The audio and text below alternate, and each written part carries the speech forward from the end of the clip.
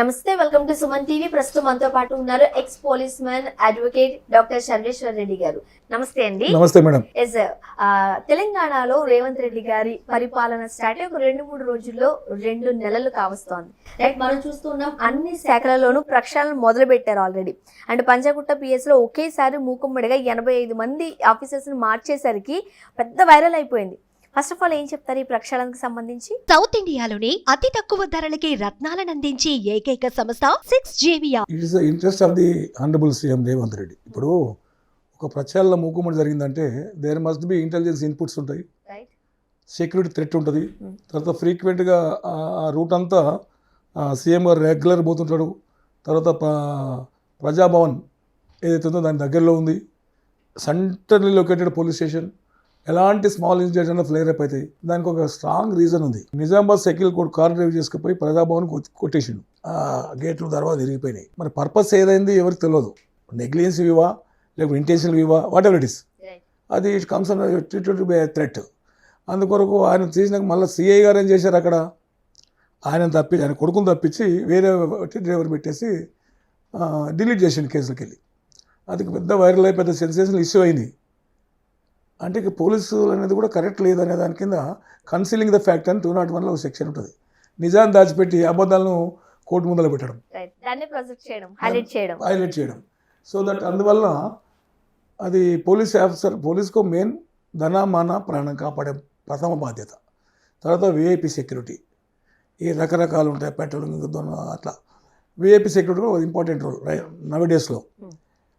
అది చేయడం మూలంగా పోలీస్ వ్యవస్థ యొక్క పరువు కూడా పోయిందని ఉన్నత ఆఫీసర్లు ఆలోచించారు. ఒక పోలీస్ స్టేషన్ నడుస్తుందంటే ఒకరు తెలియకుండా ఒకరు ఇంటెలిజెన్స్ వింగ్ దృష్టి కేంద్రీకరిస్తుంది.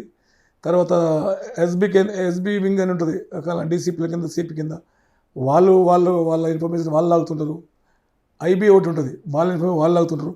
వీళ్ళందరి మధ్యలో నీటి పరిపాలన చేస్తేనే కరెక్ట్ ఉంటుంది అనేది కొత్త గవర్నమెంటు.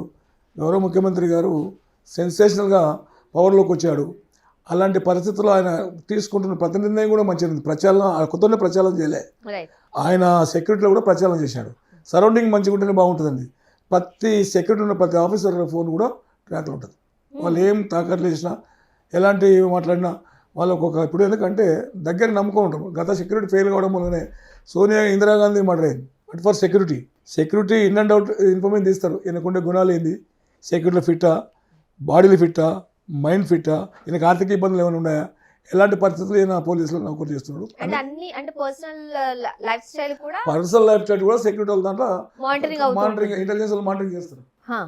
సో దట్ ప్రతి ఒక్కరు కూడా అది సీక్రెట్ మానిటరింగ్ ఉంటుంది. వీళ్ళకి తెలియని కూడా. అలాంటి పరిస్థితుల్లో ప్రతి ఒక్కరు కూడా మనము విఐపిని ప్రొటెక్ట్ చేసే మాత్రం మనకి వేరే పనులతో అవసరం లేదు కదా. ఆ విఐపి పోతుంటే ఫోన్ మాట్లాడుకుని నిలవడం అవన్నీ కరెక్ట్ కాదు కదా. అందుకొరకు ఆ నిర్ణయం తీసుకున్నారంటే ఖచ్చితమైన ఇన్ఫర్మేషన్ ఉంటేనే తీసుకుంటారు. అంటే మా మూకుమని జనరల్ ట్రాన్స్ఫర్ చేస్తుంటారు. గవర్నమెంట్ పోయిన తర్వాత వచ్చే గవర్నమెంట్ వాళ్ళు వాళ్ళ పర్సన్స్ వాళ్ళు పెడతారు. ఇన్ఫర్మేషన్ లీక్ కాకూడదని ఇళ్ళ గారు ఐపీఎస్ ఆఫీసర్లు ట్రాన్స్ఫర్ చేశారు, ఐఏఎస్ ఆఫీసర్ ట్రాన్స్ఫర్, ఇంకా ట్రాన్స్ఫర్. సీఎం సెక్యూరిటీకి సంబంధించి కూడా ప్రక్షాళన జరిగింది.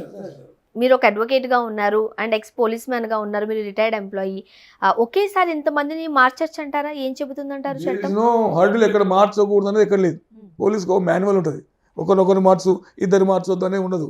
So depends upon the area situation, activity of the force, ఇవన్నీ కన్సిడరేషన్ తీసుకొని విఐపి టార్గెట్ తీసుకొని విఐపి రూట్ను దృష్టిలో పెట్టుకొని చేస్తుంటారు. ఎంత చేసినంటే ఇక్కడ ఒక ఇన్సిడెంట్ జరిగింది కదా, ఒక సిఐ చేసినట్టే ఎస్హెచ్ఓ ఆయన కింద ఉన్న వాళ్ళందరూ కూడా డైరెక్ట్లీ ఇండైరెక్ట్లీ బాధ్యతలను చేసింటారు. సాధారణంగా ఒక 5 లేకపోతే 6 ఎంప్లాయీస్ మార్చితేనే అదొక పెద్ద ఫోకస్ అయిపోతుంది. ఇక్కడ ఏకంగా 85 మందిని ఒకేసారి ప్రక్షాళన చేసేసరికి రకరకాల కారణాలు ఉన్నాయి. ఒకటి విఐపి రూటు, మార్నింగ్ నుండి ఈవినింగ్ వరకు 1-2 సార్లు విఐపి వస్తుంటాడు గౌరవ ముఖ్యమంత్రి.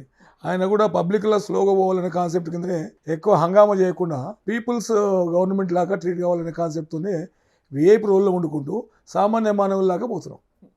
అప్పుడు అలాంటప్పుడు ఎలాంటిది ఎనీథింగ్ కెన్ హ్యాపెన్. అట్లప్పుడు మనం అలర్ట్నెస్ ఉండాలి కదా. ఇప్పుడు చేంజ్ చేస్తే వచ్చే వాళ్ళందరూ కూడా ఎందుకు చేంజ్ చేసినది $1 మిలియన్ ప్రశ్న. అది ఎవరికి అర్థం కాదు. There must be some authentic information ఉంటుంది. యాటిట్యూడ్లు ఇన్ఫర్మేషన్ లీకింగ్ సిస్టమ్స్ ఏమైనా ఉన్నాయా? అంటే మీరు పోలీస్ డిపార్ట్మెంట్ లో వర్క్ చేశారు కాబట్టి అసలు ఏమై ఉండొచ్చు, ఒక గెస్ ఉండొచ్చు, రైట్? సో ఏం చెప్తారు మీరు మీ ఎక్స్పీరియన్స్ తో? ఇన్ఫర్మేషన్ లీక్ అవుతుంది అనేది ప్రధాన కారణం. ఓకే. తర్వాత థ్రెట్ యాంటిసిపేషన్ చేస్తున్నారు, విఐపిని ప్రొటెక్ట్ చేసిన బాధ్యతలో అక్కడ ఇన్ఫర్మేషన్ లీక్ అయితే అక్కడ వేరే ప్లేస్ అక్కడ హాల్ట్ అవుతుంది, అన్ని జంక్షన్ అక్కడ కానిపోవడం జరిగితే మాత్రం విఐపిని ప్రొటెక్ట్ చేయకుండా ఫెయిల్యూర్ ఆఫ్ ద గవర్నమెంట్ కింద వస్తుంది. సో దట్ అంటే వీళ్ళు చేంజ్ చేసినాక మళ్ళీ ఎఫిషియెంట్ ఇస్తారు, వాళ్ళకి కూడా క్లాసెస్ ఉంటాయి, వాళ్ళకి ఏం చెప్పాలో అది తీసుకుంటారు సీనియర్ ఆఫీసర్స్. కానీ ఇది అందరూ కూడా ప్రజలు కూడా సముచిత నిర్ణయమే. ఒక సిపి గారు ఆలోచన తీసుకుంటే head of the institution CP, ఇక్కడ సిటీలో హెడ్ ఆఫ్ ది స్టేట్ వచ్చేసి డీజీ ఉంటాడు. ఆ సిపి గారు ఆ నిర్ణయం తీసుకుంటే పక్కా ఉంటుంది తీసుకుంటారు. అంటే ఇప్పుడు పంజాగుట్ట అనేది మనకి సిటీకి ఒక హార్ట్ లాగా అనుకోవచ్చు ఆ ఏరియా. అండ్ మనం చూడొచ్చు ప్రైమ్ ఏరియా. అండ్ దానికి కూతవేటు దూరంలోనే ప్రజాభవన్, ప్రగతి భవన్ ఉండింది. సో అక్కడ 85 మందిని ఒకేసారి మార్చేసరికి సామాన్యులకు కూడా ఒక క్వశ్చన్ మార్క్ అయింది, ఏం జరుగుండొచ్చు. ఇది సెక్యూరిటీ పాయింట్ ఆఫ్ వ్యూలో చేస్తారు, ఇది ఏం జరగదు. సెక్యూరిటీలో వీళ్ళు యాంటిసిపేట్ చేసినారు, ఇన్ఫర్మేషన్ లీక్ అవుతుంటుంది. అంత పెద్ద ఇన్ఫర్మేషన్ అప్పుడు అక్యూజ్ని చేంజ్ చేసి అక్యూజ్ని పెట్టడం అనేది కూడా క్రైమ్. అది ఆల్రెడీ ఇద్దరుంటే ఒక ఆయన అరెస్ట్ చేసిండు కరీంనగర్, ఇంకా ఒక ఆయన ఎస్కేప్ అయి తిరుగుతున్నాడు. చేయకూడని పని చేసిండు, ఏదైనా చేయొచ్చు అని ఒక ప్రిజంప్షన్స్ ఉంటాయి కదా. లాలో ఏమిటంటే may presume, self presume, conclusive proof అని 3 సబ్జెక్టులు ఉంటాయి. ఇది మే ప్రెజ్యూమ్, మళ్ళీ లిటిస్ట్కి సెల్ఫ్ ప్రెజ్యూమ్ అవుతుంది. జరిగింది ఇన్సిడెంట్, అలాంటి సింపుల్ ఇన్సిడెంటే, అది పెద్ద ఏ విధంగా చేసినా ఎందుకు చేసినా ఇంటరాక్ట్ చేస్తే బయటపడుతుంది. తీసుకుపోయి అదే గోడకి ఎందుకు కుద్దాలి, పక్కల కుదొద్దు కదా, అక్కడ స్వీట్ హౌస్లు ఉన్నాయి, ఇవన్నీ రకరకాలు ఉన్నాయి కదా.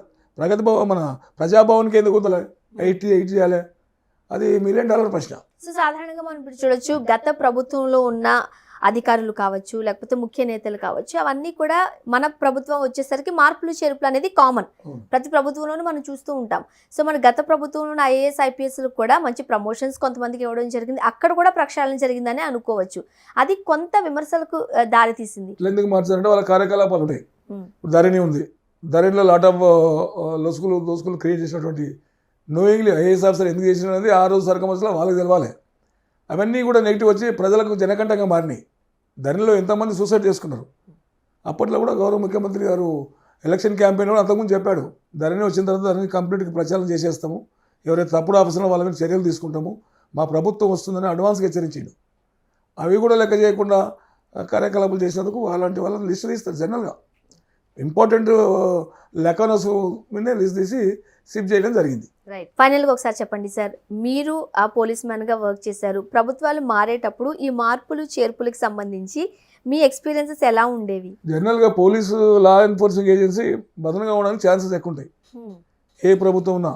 ఇప్పుడు ఈ రేవంత్ రెడ్డి గారి గవర్నమెంట్ నడుస్తుంది, ఆయనకి ఎప్పటి నుంచో ఐడియా ఉంది, ఏరియా అంతా ప్రతి స్టేషన్ మీద ఐడియా ఉంటుంది. అందుకని క్లెవర్ ముఖ్యమంత్రి కనుక ఆయన కానీ తెలుసు, ఆ సరౌండింగ్ తెలుసు. చిన్నప్పుడు 100% స్వాగతిస్తాం as a citizen of Telangana state. Thank you so much sir. Right, ఎందుకంటే మీరు అడ్వకేట్ ప్రాక్టీస్ చేస్తున్నారు, అడ్వకేట్గా ఉన్నారు, ఎక్స్ పోలీస్ మ్యాన్ ఉన్నారు కాబట్టి అసలు ఏం జరుగుతుంది రాష్ట్రంలో సామాన్యులకి అందించాల్సిన అవసరం మనకు ఉంది కాబట్టి చాలా క్లియర్ ఇన్ఫర్మేషన్ ఇచ్చారు. మీరు అది గుర్తుపెట్టుకోండి, చిన్న స్మాల్ ఒక స్ట్రీట్ ఫుడ్ కాడ చిన్న ప్రాబ్లం అయితే కూడా డైరెక్ట్ సీఎం గారు ఇన్వాల్వ్ అయ్యారు. గతంలో అది ఉందా? లేదు. రకరకాల పీపుల్స్కి యాక్సెసిబిలిటీ ఉంది, ఈజీగా కలవడానికి, చెప్పుకోవడానికి. సమస్య సాల్వ్ అవుతుందా కాదని సెకండ్ ఆస్పెక్ట్. సీఎంను కలిసిన సాటిస్ఫాక్షన్ ఉంటుంది. ఆ సీఎం గారు అనేది ప్రజా సీఎం, ప్రజలకు కలుస్తున్నాడు, ప్రజాపాలన నడుస్తుంది. ఇప్పుడే ఉంది కనుక తర్వాత ఫ్యూచర్లో లాట్ ఆఫ్ చేంజెస్ వస్తాయి ఇంకా కూడా. Thank you so much sir. నమస్తే.